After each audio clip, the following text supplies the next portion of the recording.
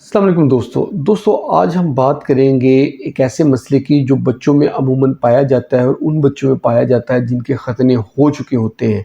वो है मिएटल स्टीनोसिस, यानी कि जो पेशाब का रास्ता है, एंड पे जो सुराख है वो बारीक हो जाता है। बहुत कम बच्चे ऐसे होते हैं जिनका ये पैदाइशी तौर पे बारीक होता है, लेकिन जिन बच्चों के खतने हुए होते हैं उनमें ये सुराख जो है फ्रिक्शन की वजह से, यानी कि अगर वो जीन्स पहनते हैं तो जीन्स के साथ रब हो के, रगड़ खा खा के जो पेशाब है वो बहुत तंग हो जाता है, और इस कंडीशन को हम मेडिकल टर्मिनोलॉजी में मिएटल स्टीनोसिस कहते हैं।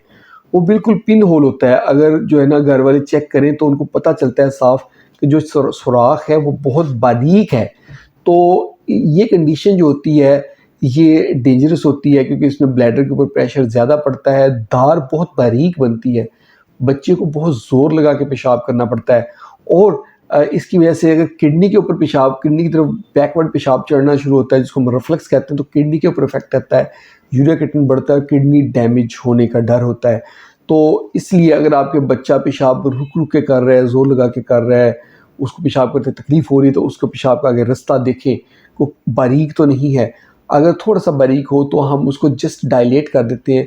उसके बाद उसको हम कोई ऐसी चीज़, कोई नाली या कुछ चीज़ जैसे थर्मामीटर टाइप चीज़ होती है, उसको हम जेल लगा के रास्ता खोल के भेज देते हैं और घर वालों से कहते हैं कि इसको इन आउट करता रहे।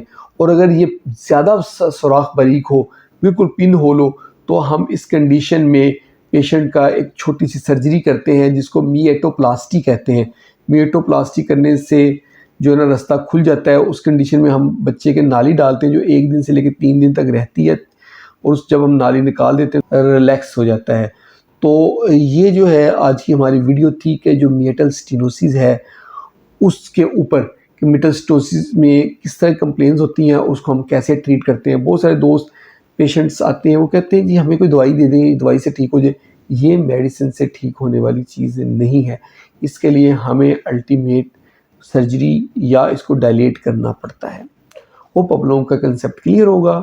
अगर आपको वीडियो पसंद आई तो उसको लाइक कर दें, इसको शेयर करें अपने दोस्तों के साथ जिनके बच्चे छोटे हैं, ताकि वो इस चीज़ पे नज़र रखें, ताकि उनका डैमेज ना हो, बच्चा बीमार ना हो, प्रॉब्लम्स ना हो।